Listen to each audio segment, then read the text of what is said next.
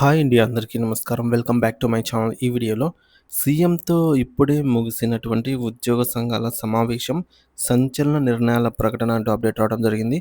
So, దీనికి సంబంధించిన పూర్తి వివరాలు ఈ వీడియోలో తెలుసుకుందాము.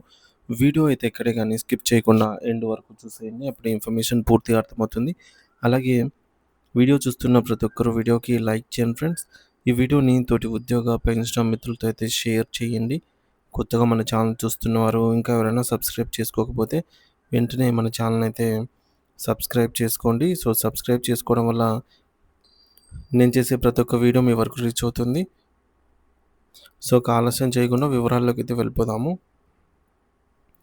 ఫ్రెండ్స్, ఇక విషయానికి వచ్చినట్లయితే తెలంగాణ రాష్ట్రంలోని ప్రభుత్వ ఉద్యోగులు, ఉపాధ్యాయులు మరియు పెన్షనర్ల ఆరోగ్య భద్రతకు సంబంధించి ప్రభుత్వం ఒక కీలక అడుగు వేసింది. ప్రభుత్వ ప్రధాన కార్యదర్శి మరియు ఆర్థిక శాఖ ప్రత్యేక ప్రధాన కార్యదర్శి రామకృష్ణారావు గారి అధ్యక్షతన జరిగినటువంటి ఈ యొక్క సమావేశం ఉద్యోగ వర్గాల్లో ఆశలు రేకెత్తిస్తుంది. మరి గత కొంతకాలంగా హెల్త్ కార్డులు ఉన్నప్పటికీ కార్పొరేట్ హాస్పిటల్స్లో చికిత్స అందక నగదు రహిత వైద్యం, క్యాష్లెస్ కేవలం కాగితాలకే పరిమితమైంది అనే ఆవేదనలో అయితే ఉంది.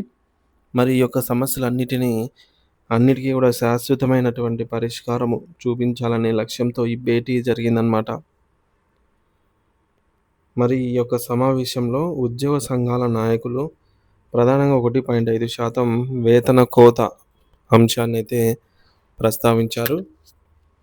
మరి ఉద్యోగుల జీతాల నుండి చందాలు వసూలు చేసేటప్పుడు ప్రభుత్వం తన వంతుగా ఎంత వాటా జమ చేస్తోంది, ఉద్యోగి ఎంత వాటా అనేది వివరాలు పేసిప్లోనే స్పష్టంగా కనిపించాలి అని చెప్పేసి కూడా డిమాండ్ చేశారు. దీనివల్ల నిధుల వినియోగం అనేది పారదర్శకత పెరుగుతుందని వారు అభిప్రాయపడ్డారు. అయితే వచ్చే 10 రోజుల్లోనే హెల్త్ కేర్ ట్రస్ట్ను ఏర్పాటు చేయాలని, అందులో కేవలం అధికారులే కాకుండా ఉద్యోగ, ఉపాధ్యాయ సంఘాల ప్రతినిధులు, వైద్య నిపుణులకు చోటు కల్పించాలని కోరారు. మరి కుటుంబ సభ్యుల నిర్వచనం విషయంలో గతంలో ఉన్నటువంటి సందిగ్ధతను తొలగించి స్పష్టమైన మార్గదర్శకాలు ఇవ్వాలని కోరారు. భార్యాభర్తలు ఇద్దరు కూడా ప్రభుత్వ ఉద్యోగులైతే వారిద్దరి నుండి కాకుండా ఒకరి నుండి మాత్రమే చందా వసూలు చేయాలని అయితే సూచించారు.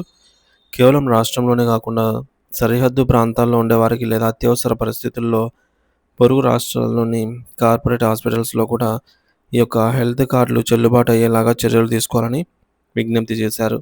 ఈ పథకం పరిధిలో మరింత విస్తృతం చేస్తూ కేజీబీవీ మోడల్ స్కూల్స్, గురుకులాలు, ఎస్ఎస్ఏ, ఎయిడెడ్ మరియు కాంట్రాక్ట్ ఉద్యోగులను కూడా ఇందులో చేర్చాలని చెప్పేసి నాయకులు పట్టుబట్టారు. మరి ఓపీ సేవలు, అవుట్ పేషెంట్ సేవలు, ప్రత్యేక గదులు కేటాయింపు, అలాగే ఉచిత మందుల పంపిణీ మరియు అత్యవసర చికిత్సల విషయంలో ఎటువంటి నిబంధనలు, అడ్డంకులు రాకూడదని అయితే డిమాండ్ చేశారు. ఇక మెడికల్ రియంబర్స్మెంట్ విధానాన్ని కూడా రద్దు చేయకుండా కొనసాగించాలని అయితే కోరారు. చూడాలి, మరి ప్రభుత్వం కూడా ఈ మేరకు సూచనల పట్ల సానుకూలంగా స్పందించి త్వరలోనే తుది మార్గదర్శకాలు విడుదల చేస్తామని అయితే హామీ ఇవ్వడం గమనార్హం. సో, మరి 10 రోజుల్లోగా హెల్త్ కేర్ ట్రస్ట్ ఏర్పాటుకు ప్రభుత్వం సుముఖత, ఉద్యోగుల వేతనం నుండి 1.5% చందా కోతపై సంఘాల అభ్యంతరం మరియు పారదర్శక డిమాండ్. హెల్త్ ట్రస్ట్లో ఉద్యోగ, ఉపాధ్యాయ, పెన్షనర్ సంఘాల ప్రతినిధులకు ప్రాతినిధ్యం. కాంట్రాక్టు, కేజీబీవీ మోడల్ స్కూల్స్ మరియు గురుకుల సిబ్బందికి కూడా పథకం వర్తింపు. ఇతర రాష్ట్రాల్లోని ఆసుపత్రులలో కూడా అత్యవసర వైద్య సేవలు అందేలాగా వెసులుబాటు.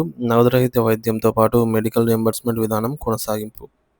సో, మొత్తాన్ని తెలంగాణ ప్రభుత్వం ప్రధాన కార్యదర్శితో జరిగినటువంటి సమావేశంలో ఉద్యోగ, ఉపాధ్యాయ మరియు పెన్షనర్ల ఆరోగ్య పథకమైనటువంటి ఈహెచ్ఎస్పై కీలక నిర్ణయాలు తీసుకున్నారు.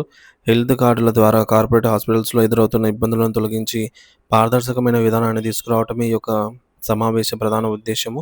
10 రోజుల్లోగా హెల్త్ కేర్ ట్రస్ట్ ఏర్పాటు చేయడం మరియు అన్ని రకాల ఉద్యోగులకు ఈ యొక్క పథకాన్ని వర్తింపజేయడం వంటి అంశాలపై ప్రభుత్వం సానుకూలమైన హామీ అయితే ఇచ్చింది.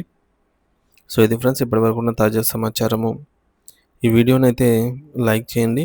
వీడియోని తోటి ఉద్యోగ మిత్రులతో షేర్ చేయండి. కొత్తగా చూస్తున్న వారైతే మన ఛానల్ని సబ్స్క్రైబ్ చేసుకోండి friends. Thank you for watching this video.